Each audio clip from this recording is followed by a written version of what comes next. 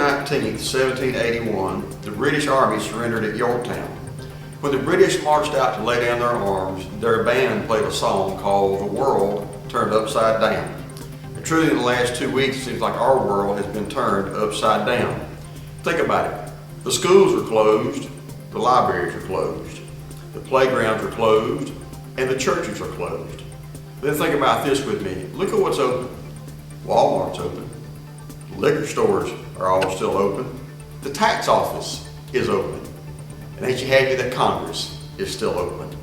The government has told many businesses they must close down while still expecting those same businesses to pay their taxes on time. Meanwhile, the people who tell us that we can't work, that businesses must be closed down, all receive their checks every Friday. Different rules from the government, advice from the medical community, and concern for loved ones have all left us wondering what to do. Last week's decision and this week's decision to cancel services was not made lightly. I told the deacons last week that I felt like if we had church, we were going to be doing wrong, and if we didn't have church, we were going to be doing wrong. My good friend Mike Pritchett, the pastor of the New Hope Baptist Church, came by to see me last Saturday, and we talked together about challenges right now we're facing as pastors and leaders of our congregations. And then Mike said something I thought that was very profound. He said, "Alan, can you imagine what it's going to be like the day after the rapture?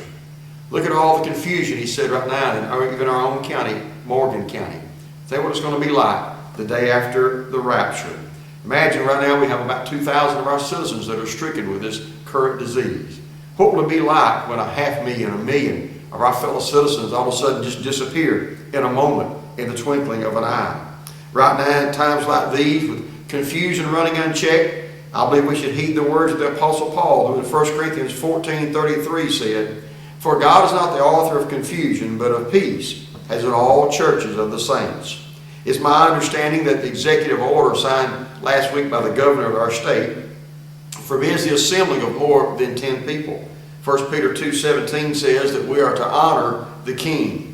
Because of the order of the governor, the teaching of the Bible, the continued threat of the CoVid-19 virus, we are calling off our services again this week.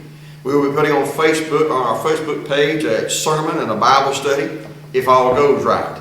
And using some of this new technology, I feel like that old dog who's trying to learn a new trick. So we'll be back in touch soon with a message from the book.